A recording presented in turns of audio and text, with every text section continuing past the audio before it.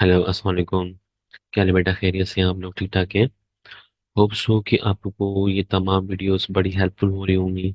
आपको तमाम जो मैंने अब तक वीडियो अपलोड की हैं आप उनकी प्रैक्टिस कर रहे होंगे। लास्ट टाइम जो आपको क्वेश्चन करवाया था मैंने, वो इसका पार्ट नंबर 1 करवाया था। ठीक है ना? तो पार्ट नंबर 1 में आपके पास जो कंडीशन थी, ये 20.5 का ये क्वेश्चन है, एक्सरसाइज 20.5। तो यहाँ पे लिख देते हैं हम, ताकि आपको जो है वो आसानी रहे। एक्सरसाइज 20.5। तो बड़ा इंपॉर्टेंट क्वेश्चन है ये आपको लास्ट टाइम भी बताया था मैंने कि बहुत इंपॉर्टेंट क्वेश्चन है ये। तो आप इसको किस तरीके से प्रिपेयर करेंगे, इसके लिए भी मैंने पार्ट नंबर 1 आपको करवाया था। अब मैं आपको पार्ट नंबर 2 करा रहा हूँ। पार्ट नंबर बल्कि मैं करवाता हूँ आपको पार्ट नंबर 5। ठीक है, ये बड़ा इंपॉर्टेंट पार्ट है, बाकी तो बड़ा आसान है। आप ये कर लेंगे तो आपको इस क्वेश्चन के अंदर अमूमन मेजॉरिटी लोगों को मसला होता है। ठीक है ना? तो ये वाले पार्ट बड़े आसान पार्ट हैं, बच्चों को इनमें मसला नहीं होता, बच्चे आराम से कर लेते हैं, स्कूल में कर लेते हैं, कोचिंग में कर लेते हैं। लेकिन ये जो पार्ट है, ये वाला पार्ट कोचिंग में हो स्कूल में हो फिर भी मसला रहता है बच्चों को। तो ये वाला पार्ट है क्या? तो सबसे पहले आपको अगर याद हो, तो मैंने कहा था कि इस इक्वेशन से आपने ए बी और सी की वैल्यू निकालनी है और आपने बनानी है इक्वेशन। तो इक्वेशन बनाने का फॉर्मूला क्या था, ये यहाँ पर लिख देता हूँ एक दफा। X square minus sum of root x and then plus product of root is equals to zero. Equation बनाने का ये मेन फॉर्मूला था, इक्वेशन फॉर्म करने का ये मेन फॉर्मूला था। ठीक है ना? हमने स्टार्टिंग में पहला काम क्या करना है, पहली फुर्सत में आपने ये काम करना है कि अल्फा प्लस बीटा निकालना है, जो कि निकलता है किससे? माइनस बी अपॉन ए से। तो आपको याद हो, ये हमने पहले कैलकुलेट किया हुआ है, इसका आंसर आया हुआ था। कितना आंसर आया हुआ था आप चेक कर लीजिए, लेकिन मैं दोबारा यहाँ कैलकुलेट कर रहा हूँ इसको। माइनस बी, बी कितना है इसमें? -3। ठीक है ना? तो b की वैल्यू कितनी हुई? -3, माइनस फॉर्मूले का है और ये माइनस का 3 हो गया, और a की जगह पे a की वैल्यू कितनी है? 6। ये आ गया 6। तो 3 1 जा 3, 3 2 जा 6। तो माइनस माइनस क्या हो गया? प्लस हो गया। तो इसका मतलब ये हुआ कि अल्फा प्लस बीटा की जो वैल्यू है वो कितनी आई? 1/2। ये चीज हमने पहले भी कैलकुलेट की हुई है पार्ट नंबर 1 में, जब हमने इसको सॉल्व किया था। तो जिन्होंने पार्ट नंबर 1 की वीडियो नहीं देखी है, काइंडली वो पहले पार्ट नंबर 1 की वीडियो देखिए, उसके बाद फिर ये वाली वीडियो देखिए, वरना ये सवाल आपको मुश्किल लगेगा। ठीक है? तो दूसरी चीज आपको मैं निकालना बताई थी कि अल्फा इंटू बीटा जो है वो बराबर किसके होता है? सी अपॉन ए के होता है। ठीक है ना? सी क्या है इसमें? 1। और ए क्या है इसमें? 6। तो इसका मतलब अल्फा इंटू बीटा का जो आंसर है वो 1/6 आ गया। तो ये हो गया आपका आंसर, अल्फा प्लस बीटा और अल्फा इंटू बीटा का। तो ये हो गया आपका आंसर। ठीक है? तो ये तो एक बात अपनी अलग हो गई ना, ये बात आपकी एक अलग बात हो गई कि आपने जो है वो करना क्या था। तो इसको मैंने साइड में कर दिया।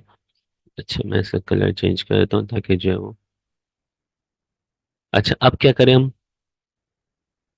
अब हम इसका ये काम करेंगे कि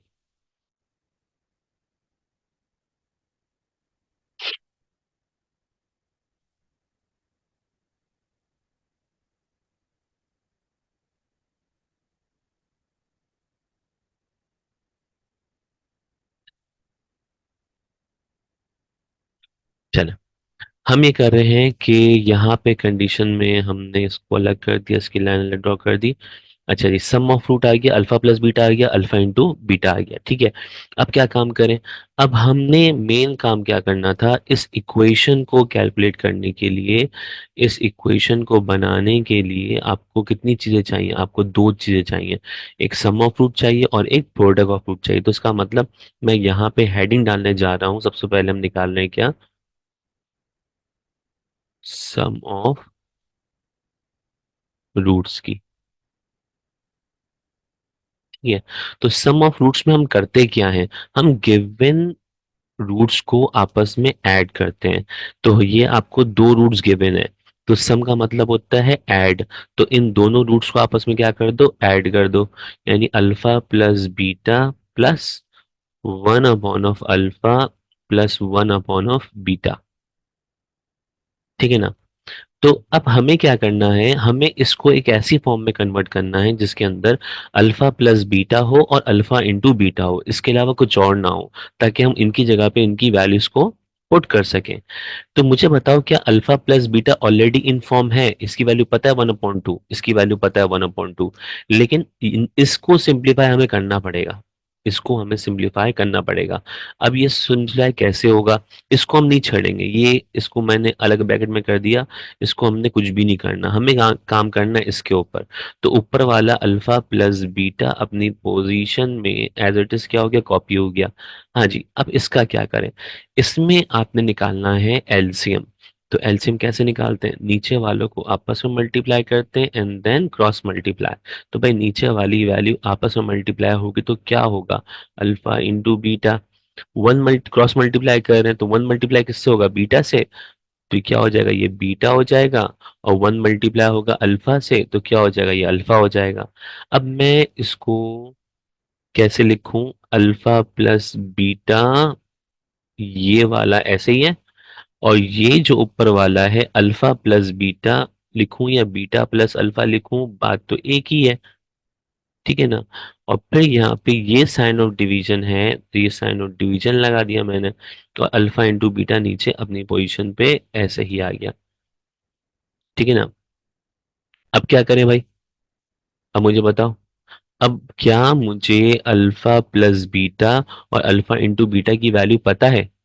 जी पता है। आपको अल्फा प्लस बीटा पता है कितना, 1/2, और अल्फा इंटू बीटा पता है कितना, 1/6। तो इनकी जगह पे इनकी वैल्यू को क्या कर दीजिए, प्लेस कर दीजिए, पुट कर दीजिए। तो वन प्लस बीटा की, अल्फा प्लस बीटा की जगह पे क्या रखूं, 1/2। तो देखिएगा, समझिएगा बहुत अच्छे से, इसको 1/2 रख दिया, प्लस अल्फा प्लस बीटा, ये वाला अल्फा प्लस बीटा की वैल्यू कितनी है, 1/2, ये रख दिया मैंने 1/2। अब यहाँ पे एक थोड़ा टेक्निकल स्टेप कर रहा हूँ, जरा इसको समझिएगा, इस बात को आसान करने के लिए ये काम कर रहा हूँ। क्या ये साइन ऑफ डिवीजन, ये जो साइन ऑफ डिवीजन है, क्या मैं इसको ऐसे लिख सकता हूँ, साइन ऑफ डिवीजन को? जी बिल्कुल लिख सकता हूँ। और फिर अल्फा इंटू बीटा की वैल्यू कितनी है, 1/6, इसको लिख दिया मैंने 1/6। अब इससे काम आसान हुआ है, काम जो है ना वो आसान हो गया। वो कैसे होगा, आप देखिएगा। इसके बाद स्टेप करता हूँ, काम जो है ना बड़े आसान हो रहे हैं।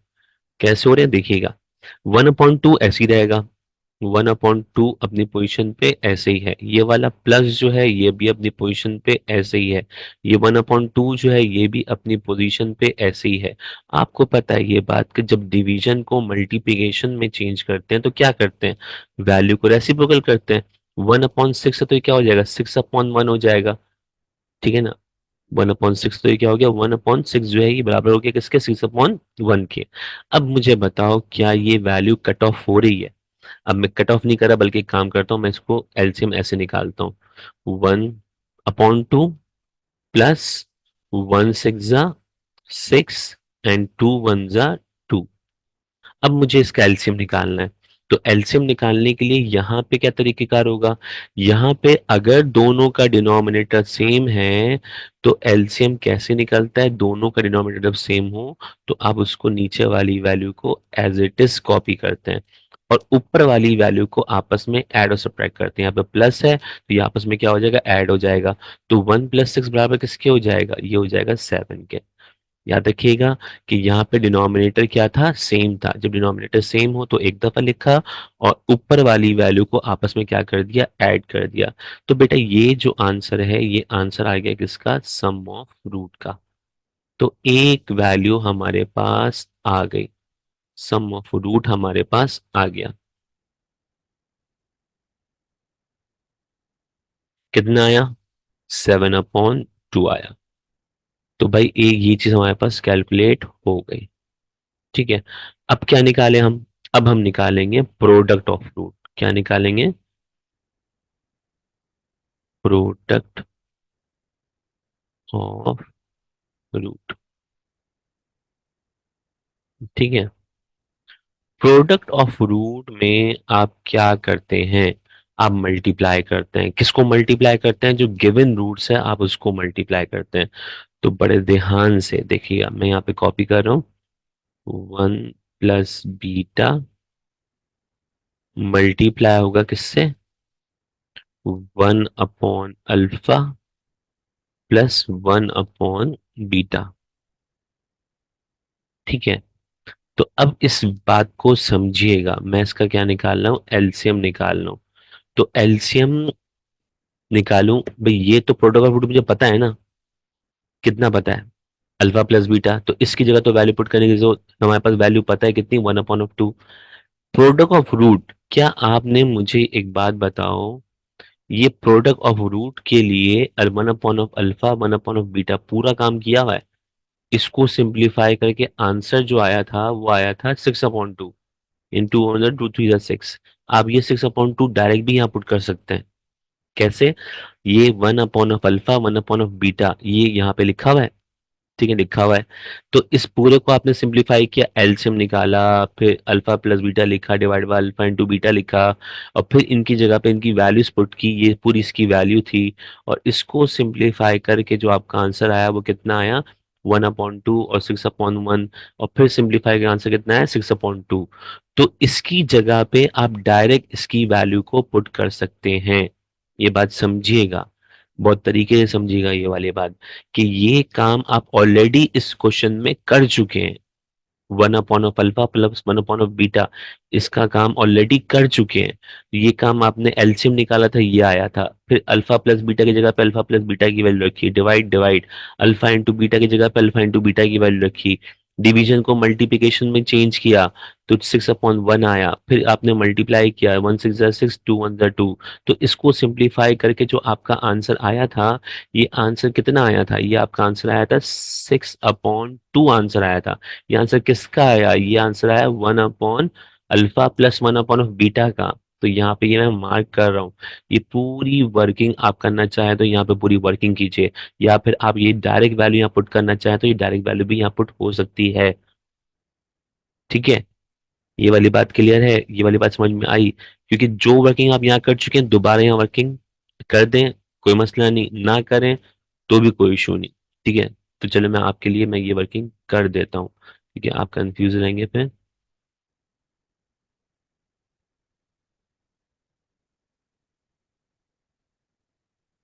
ठीक है, चलो मैं आपके लिए वर्किंग कर रहा हूँ। हम्म,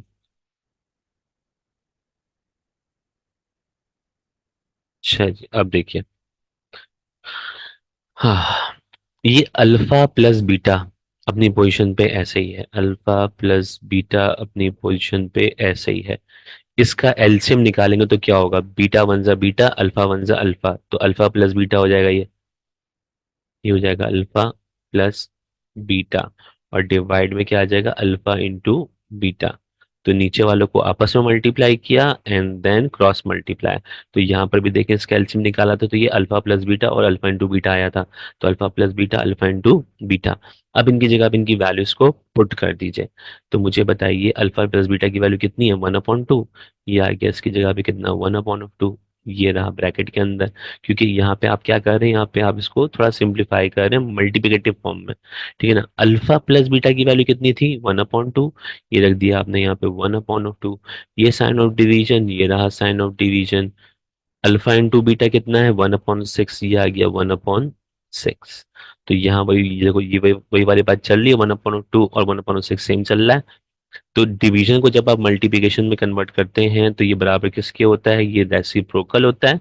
और ये रेसिप्रोकल होता है तो वन अपॉन टू ये ऐसे ही रहा, ये मल्टीप्लाई में चेंज होगा तो सिक्स अपॉन वन हो जाएगा।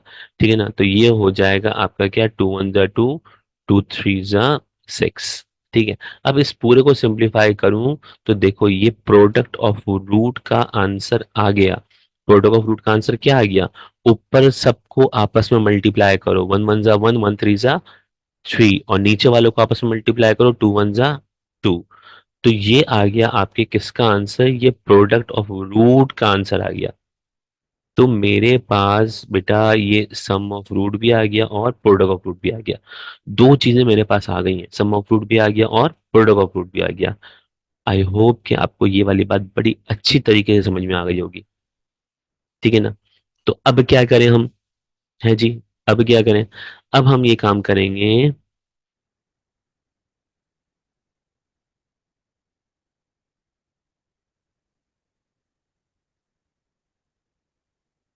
अब हम इक्वेशन बनाएंगे, ठीक है ना? कौन सी इक्वेशन? Equation of roots. तो अब यहाँ पे मैंने हेडिंग डाली, तमाम चीजें आपके सामने रखी हुई हैं। यहाँ पे मैंने हेडिंग डाली किसकी? इक्वेशन,